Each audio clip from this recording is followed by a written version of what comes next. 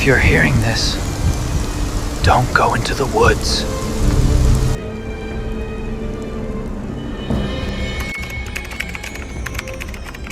If you're hearing this, don't go into the woods. Don't make the same mistake I did. Once you step past that tree line, you're not alone anymore. I should have known the moment the silence fell. It wasn't just quiet. It was a kind of silence that listens back. My friends laughed, but deep down, my stomach twisted like ice. Something was wrong. And then came the cabin. At first, just a crooked shadow in the clearing, swallowed by vines. It didn't belong there. It didn't belong anywhere. The moment I saw it, I knew it was a wound in the middle of the forest. I told myself not to go near, but something pulled at the edges of my thoughts, whispering promises I couldn't hear. My friends wanted to explore. I should have stopped them. I should have run. Instead, I followed. And the last thing I saw before blacking out wasn't human. You don't want to know what waits inside that place. Not yet. But if you're still listening, maybe you do want to know. Maybe you've already felt that pull when the forest goes quiet. To explain, I need to start from the beginning. It began harmless, like all stories do. A plan, a promise, a little too much excitement. We were just a group of friends chasing a weekend of freedom. It was Jake's idea, reckless as always. 2 nights, no cell service, no parents, just us, the fire, and the stars. Emily, ever practical, smirked. 2 nights of mosquitoes while Jake pretends he knows survival. Marcus, sharp and dry, muttered, "Yeah, and maybe we die in the process." We laughed, the kind of laughter you regret later. At first, it was fun. Snacks, music, a road trip. But the deeper we drove, the taller the trees grew, swallowing the light. And with every mile, the warnings would brush aside press heavier in my chest. At the gas station, a woman stared too long. "Those woods aren't safe," she said. Later, an old man shook his head. "The woods don't take kindly to strangers." We laughed it off. We shouldn't have. The cabin was smaller than expected, hunched in the clearing like it was ashamed to be seen. The paint was gone, the wood rotted, but it stood, waiting. Inside, it smelled of dust and damp wood. Old furniture sagged. Shadows clung to corners. That's when Marcus found a photo frame. Faces warped, water damaged. A family, standing in front of this same cabin. Then came the carvings. Thin lines etched into the wood. Symbols spiraling like warnings. My skin prickled. Emily discovered scraps of a diary in a drawer. She read aloud. "October 3rd, nights are getting longer. Heard the voices again near the cellar. Told him we shouldn't have come back." Her voice trailed off. The pages ended there. And when our eyes followed the diary's words to the corner of the room, we saw it. A trapdoor, half hidden beneath a rug. Rust-eaten, sealed with iron, and carved into wood around it. Those same symbols circling like a lock or a curse, Marcus muttered. "Except we're still in the movie." Still, we went. Staying inside that cabin felt worse, like the walls remembered the whispers. We trudged through the wet underbrush, boots sinking into mud. 15 minutes in, Marcus froze. "You see that?" Ahead lay a campsite, or what was left of it. Tents shredded, sagging in puddles. A lantern cracked. Backpacks and clothes scattered, abandoned in panic. Emily whispered, "Holy shit." Jake tried to laugh. Free supplies. He bent to pick something up, then dropped it fast. Even he couldn't fake bravery. Marcus touched the torn fabric. This wasn't weather. Something ripped through here. That word, something, hung heavy. I told myself it was bears. But bears don't carve tents like knives. Then Emily pointed. "Look." A tree trunk. 4 jagged grooves clawed deep, starting 7 feet high. Jake's voice faltered. "Cougar, maybe." Marcus shook his head. Too wide, too high. The silence pressed in. No birds, no wind, just the smell of wet earth and dread. Emily whispered, "We should go back." Marcus nodded instantly. Even Jake gave in. The walk back was slower. Every crack of a branch made us flinch. Every shadow seemed too solid. Relief hit when the cabin appeared. then curdled. In daylight, it didn't look like shelter anymore. It looked like a trap. We tried to distract ourselves, cowed by the fire, reading scraps of that ruined diary. Half-finished entries about voices, people vanishing, words cut off mid-sentence, like the writer never finished, because something stopped them. None of us said it out loud, but we all felt the same thing. Someone, or something, had been here before, and they hadn't left on their own terms. That night, it came closer. Rain hammered the roof. Lanterns glowed, but the shadows seemed thicker. Every creak made us jump. None of us forgot the claw marks. Then came the scratching. Slow drags across the front window. Deliberate. Jake flashed the light. Nothing but rain streaks on glass. Marcus whispered, "It's testing us." Before we could answer, the cellar door rattled. The locked hatch in the corner shuddered. Dust sifted from the beams above. Once, twice, like something was pushing from below. Emily's voice shook. "We're leaving. I don't care if it's raining knives." Jake blocked her. "And go where? You want to hike 3 miles blind? In a storm? Be my guest." Marcus, eyes fixed on the cellar, said quietly, "It wants us scared. That's why it hasn't come in yet." The cellar rattled again. Harder. The lock groaned. We backed toward the fire. I could feel the heat on my face, but my body still shook. Then Jake noticed. "Where's Eric?" He'd been slumped by the wall minutes ago. Now, gone. "Eric." Jake's voice cracked. No answer. We searched the cabin. Nothing. Even outside in the rain. Gone. Minutes later, the front door creaked open. Eric stepped inside. Soaked. Eyes vacant. "Where the hell were you?" Emily shouted. He just stood there, water pooling beneath him. His voice flat. "Wrong.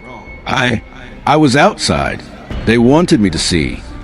Marcus's tone sharpened. "See what?" Eric blinked, then smiled. Not his smile.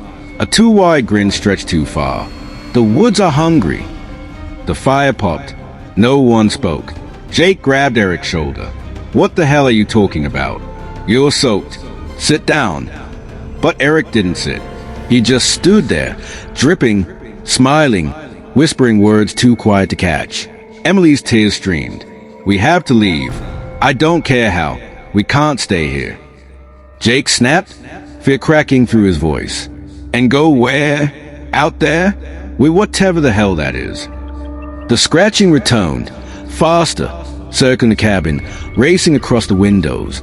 Eric began laughing. Low, then louder, louder, until it drowned out the storm. Marcus lunged, seizing him by the collar. "What did you see? Tell us." Eric's laughter stopped cold. His head tilted like a broken puppet. His whisper crawled into the room. The cellar. The lock below rattled, harder than ever. Jake shoved Marcus back. "Don't listen to him. He's in shock." But we all heard the truth in the wood groaning, the cellar door straining as if something inside clawed for release. The storm screamed outside, rain hammering, thunder rattling the glass, lightning strobing the walls. And through it all, Eric grinned, muttering the same word over and over. "Cellar, cellar, cellar." The cabin was no shelter. It was a cage. We huddled by the fire, ours bleeding into each other, too scared to move. Every rattle of the lock, every drag across the windows, every whisper from Eric scraped against our sanity. Jake swore daylight would save us. But daylight hadn't saved the campers whose tents we found torn apart. Daylight hadn't saved the ones who wrote the diary. And it wasn't going to save us. Because when we finally opened it, we unleashed hell. We lasted until dawn. The cellar still shook. Eric slumped by the hatch like a god, lips cracked, whispering, "Cellar, cellar, cellar." Jake snapped first. He snatched a crowbar from the hearth. I'd rather face it than wait for it. None of us stopped him. Maybe we wanted answers. Maybe we already knew.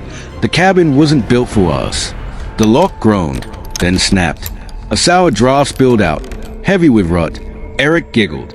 Lanterns trembling, we descended. Stone steps, damp walls. For a moment, it looked like storage. Shelves, rusted tools. But then my light hit the far wall. Symbols. carved deep into the stone, circling, overlapping like scars. Runes within circles, jagged lines that made my head throb. Some fresh, drawn in something dark and flaking. Not paint. Marcus whispered, "These are bindings." Jake muttered, "Bindings for what?" Then we saw the jars. Glass lined the shelves, neat rows. At first, they looked like preserves, but inside floated fragments, tiny hands, cloudy eyes, a lung shriveled and pale. My lantern shook in my grip. Emily gagged. "No, I'm done." She turned for the stays, but Eric blocked her, smiling. "Not done yet." On the table lay bones, small ones, arranged like a puzzle no one finished. A skull no bigger than my fist. Marcus found the map, tacked to the wall, brittle with age. A crude sketch of the forest, our cabin marked with a symbol. So were others. 4, 5, each circled in red. Emily's voice trembled. Other sites, other cabins. Marcus pointed lower. Names! Scrawled in faded ink, lists upon lists. Dozens, maybe hundreds. Some scratched out, others erased. Jake's beam froze on one column, fresher than the rest. 4 names. Ours. My throat locked. We're not the first. Emily sobbed. The locals. They knew. They feed it. Eric's grin split wider. The woods remember. They always take what they are given. Jake dropped the crowbar, his bravado gone. We'll burn it. Burn all of it. Marcus shook his head. You think fire matters to something this old? My lantern swept the far wall. More carvings. Not runes. Names. Hundreds. Etched deep into the stone. Each neat, deliberate, eternal. I shouldn't have looked closer. But I did. The last ones were still being carved. Fresh grooves. Bleeding. The final name was mine. My knees buckled. The cellar air pressed down. Too silent. Heavier than the storm above. Eric tilted his head, listening to something unseen. His whisper slithered through the dark. It knows you now. We should never have read the names on the wall. I used to think storms were loud. That night proved me wrong. What tore through the cabin wasn't thunder or rain. It was screaming, splintering wood. Something heavy, wet, dragging across the floor. We'd barricaded the windows with chairs and the door with the table. It didn't matter. Whatever was out there didn't need a key. The walls shuddered with every blow. Emily dug her nails into my arm. It's inside. It's inside. Jake barked at her to shut up, but his voice broke. He wasn't angry. He was terrified. Then the lantern went out. Darkness swallowed us. In that silence I heard breathing. Not outside. In the room with us. Marcus struck a match. For a heartbeat the flare showed the shape. I still can't make sense of it. Eyes. Too many eyes fixed on us. A mouth that wasn't a mouth. The match hissed out. That was enough. Enough to know we were never meant to see it. Emily screamed and bolted. The table across the door splintered as she vanished into the black. Her scream cut off too fast. A thud on the roof. Marcus whispered, "It's playing with us." Eric laughed, delighted, calm. "You hear it? It's older than the forest. It doesn't kill. It collects." He stepped into the dark like greeting an old friend. I heard the crunch. Then nothing. Jake lost it. He swung the crowbar at shadows, cursing. The beams cracked like ribs. I swear branches pushed through the ceiling, reaching. Marcus pulled me down the cellar steps, dragging me away from Jake's screams. Even underground there was no safety. The carvings on the stone pulsed faintly, names glowing. Mine still there. Marcus is fading. He gripped my shoulders, eyes wild. It already has me. Run. Before I could move, the cellar door slammed. His shouts were ripped away, replaced by something wet tearing. I curled against the stone and tried to hold my mind together. Maybe it was hysteria. Maybe hunger, the storm, sleep deprivation. Maybe none of it was real. Then I remembered the eyes. Eric's bones breaking like kindling. The cellar carving my name without a hand to write it. That remembered me into terror. The last thing I saw before blacking out wasn't human. When I woke, I was alone in mud, gasping. The storm had passed. The cabin was a smoldering ruin, blackened beams and ash. No bodies, no tracks, only my backpack, untouched, set by the tree line as if someone left it there for me. I don't know how I left. I don't remember running. One moment was screaming in splintered darkness. The next, dawn light in me. Alone. People say I was lucky. I don't feel lucky. Luck doesn't explain the symbols burned into my skin, faint scars shaped like the cellar's carvings. Luck doesn't explain the eyes that haunt my sleep. And it doesn't explain the knocking. At first I thought it was trauma. Then I heard it on my apartment wall, on my car window, always at night. The same rhythm we heard at that cabin door. I think it followed me. If you've heard similar stories, if you felt a pull when the woods go quiet, tell me, comment, share. Maybe together we can piece this thing apart before it finds someone else. Because if it hasn't found...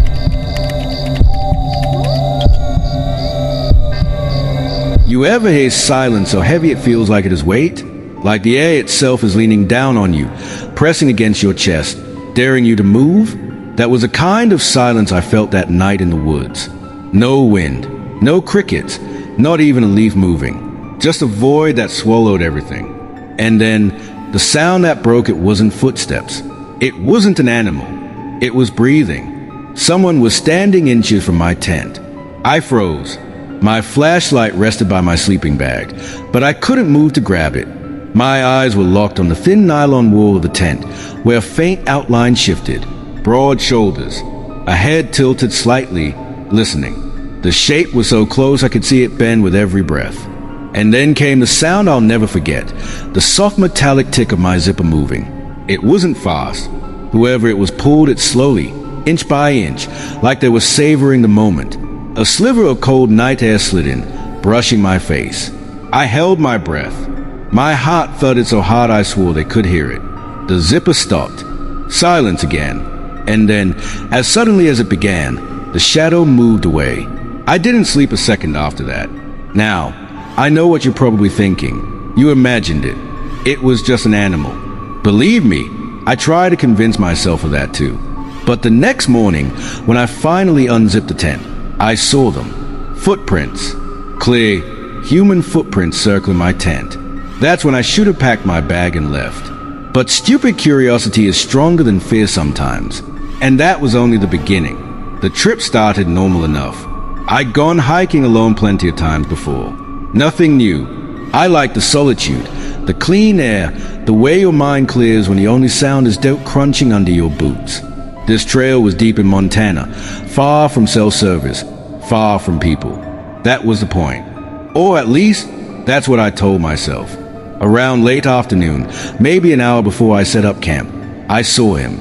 At first, I thought he was another hiker, tall, broad-shouldered, wearing a faded flannel shirt. He was standing just off the path, leaning against a tree, watching me. "Hey!" I called out, raising a hand. No response. The guy didn't move, didn't even blink, as far as I could tell. Just stared. I tried again. "You good out here?" Silence. Something about the way he stood, the way his head tilted just slightly too far to one side, made the hair on my arms rise. It wasn't a relaxed lean. It was wrong. I tightened the straps of my pack and kept walking. Every step I expected to hear him follow. But the forest stayed quiet, too quiet. When I finally looked back, he was gone. That night, setting up my tent, I told myself I imagined him. Maybe I was tired. Maybe it was a trick of the light. But deep down, I knew I hadn't imagined the way his eyes followed me. And when I heard the breathing outside my tent a few hours later, I realized the truth. I hadn't left him behind. I had invited him in. The morning after that first encounter, I walked a slow circle around my tent. My boots pressed into the dirt right alongside the marks already there. Bare footprints. Not boot prints. Not shoes. Bare feet. They weren't mine. The ground was still damp from last night's rain, and the impressions were fresh, deep enough that I could see the curve of each toe. They circled my tent twice, pausing at the zipper, then moving off into the trees. Whoever had been there hadn't stumbled through the forest barefoot. They had walked with purpose. That's when the lie I'd been feeding myself, that it was just an animal, just my imagination, crumbled. Someone had been outside. Someone had tried to get in. I should have left. I know that now. But fear has this weird way of twisting into stubbornness. I told myself I wasn't going to be chased away by some lunatic playing games. I packed up my tent, hiked deeper into the woods, and set up camp again by a creek. By late afternoon, I tried to shake it off. Made a fire, cooked some noodles, listened to the water rushing past. The forest almost convinced me I was safe again. Almost. But when night fell, the silence returned. The crickets stopped. The wind died. The water, once a constant comfort, sounded distant, muffled, like someone had placed thick hands over my ears.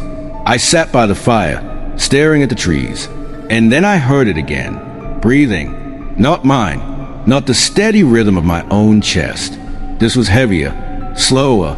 Someone was close. Hello. My voice cracked in the darkness. Who's out there? No answer. Just that same steady inhale, exhale. I grabbed my flashlight and swept it across the trees. The beam cut through the branches, lighting up trunks, underbrush, shadows that seemed to move when I wasn't looking. But no one was there. Or so I thought. I swung the light back toward the fire, and for a split second, just beyond the glow, I saw him, the man from the trail, still in that same faded flannel, still standing too stiff, too still. His face caught the edge of the light, blank, pale, eyes reflecting like glass. And then he was gone. I stood there shaking, the flashlight trembling in my hand, the fire crackling far too loud in the silence. My chest ached from holding my breath. That's when I realized something worse. The footprints around my tent the night before, they hadn't just circled. They had doubled back. Some of them overlapped, like whoever it was had walked around and around, for hours, just watching. I didn't sleep that night. Every sound made me flinch. The snap of branches, the hiss of wind, even the shifting of my own sleeping bag. My eyes burned, refusing to close. Because I knew if I did, if I let myself drift off even a second, the zipper would move again. And this time, they wouldn't stop. By dawn, I was half delirious, staring at the thin nylon walls of my tent like they were made of glass. When I finally crawled out, my body was stiff, my head pounding. The fire was nothing but ash. And there they were, fresh footprints. Bay, damp, circling my tent again. Only this time, there was something new. Right in front of the zipper, pressed into the mud, was a perfect set of prints, 2 feet, side by side, facing the tent. Like whoever it was had just stood there, unmoving, for God knows how long, watching me sleep. By the third night, fear had stopped feeling sharp. It had settled into me like a sickness, heavy and constant. Every step I took on that trail, every glance into the trees, I could feel him, always just out of sight. I kept telling myself, maybe if I go deeper into the woods, he'll stop following. But that logic was insane. The deeper I went, the further I was from anyone who could help me. Still, I pressed on. That night, I set up camp in a hollow near Ridge. The place was dark, overgrown, almost claustrophobic. The kind of spot where sound doesn't travel right. My fire looked weak, swallowed by the trees. I was eating when I heard it again. Breathing. Except this time, it didn't stay outside. Help me! Help me! The voice was low, ragged, but it wasn't just a voice. It was mine. Help me, let me out. The sound came from just beyond the firelight. My foot clattered onto the dirt. My throat went dry. No, I whispered. No, no. The voice grew stronger, angrier. Help me. I staggered to my feet, flashlight shaking as I pointed it toward the trees. Nothing, only shadows. But then, one of the shadows moved. It leaned forward, peeling itself off the trunk of a tree, stretching unnaturally tall and thin. Its outline was mine. Its stance was mine. But its face was just a blur of darkness, no features at all. Let me in, it whispered. My own voice, but warped. I dropped the flashlight. The beam spun across the date, lighting up roots, rocks, until it caught something I hadn't seen before. A square outline, half buried under moss and leaves. A trapdoor. My chest tightened. The shadow froze as if it knew I'd seen it. And then, without moving closer, it melted back into the trees, vanishing like smoke. I stood there shaking, staring at the ground, against every instinct screaming at me to run. I knelt and pulled away the moss. The wood beneath was old, cracked, weathered by years. A rusted handle sat in the middle. I hesitated. My hands trembled as I grabbed the handle and pulled. The wood groaned, resisting, until finally the trapdoor creaked open. The smell hit first, damp, sour, like earth and rut. I shined my flashlight down. Narrow steps descended into a pitch-black space. The walls were lined with stone, wet and glistening. At the bottom, I saw it, a mirror, just standing there, propped against the far wall. At first glance, it looked ordinary, but the longer I stayed, the colder my stomach grew. My reflection wasn't right. It was me, but slower. When I tilted my head, it tilted a beat too late. When I raised my hand, it twitched before catching up, and then it smiled. I wasn't smiling. I stumbled back, my breath ragged. The trapdoor slammed shut above me with a violent crack. Darkness swallowed everything. For a second, I thought I was trapped down there. But when I scrambled up the steps, shoving the trapdoor open again, I was back under the night sky. My fire had nearly died. The forest was dead silent. And my reflection, my other self, was still smiling in the dark below. I should have left. After seeing that mirror, after seeing him, I should have packed my bag, run through the night, and never looked back. But something in me, pride, fear, maybe madness, wouldn't let go. I needed to know what it was. The fourth night, I didn't make a fire. I wanted the dark to hide me as much as it hid him. My tent was zipped shut, my flashlight gripped so tight my knuckles ached. Every second dragged like an hour. My eyes refused to close. And then, around midnight, the zipper moved again. Slow, careful. The sound sliced through the silence like a knife. I held my breath, waiting, praying. This time, it didn't stop. The flap slid open, and I saw him. Oh, I saw myself. He crawled inside, head ducked low, moving like a shadow peeled from my body. His skin was pale, almost gray. His mouth stretched into that same unnatural smile I'd seen in the mirror. I scrambled backward until my spine hit the nylon wall of the tent. Stay the hell away from me. He tilted his head, studying me with eerie fascination. Then, in my own voice, perfect, identical, he whispered, "You already let me out." Before I could move, he lunged. The tent collapsed around us as we crashed through the fabric, rolling into the date. My flashlight spun away, beam flickering across the trees. His hands were ice cold, gripping my wrist with inhuman strength. His face hovered inches from mine, smiling, always smiling. I kicked, screamed, tore at him, but every move I made, he mirrored, like fighting my own reflection. Every punch I threw, he countered with the same motion. It was like wrestling with a twisted version of myself. Finally, with a surge of panic, I grabbed a jagged rock from the ground and swung. The impact connected with a sickening crack. He fell back, hissing, his smile never faltering even as dark liquid seeped from his temple.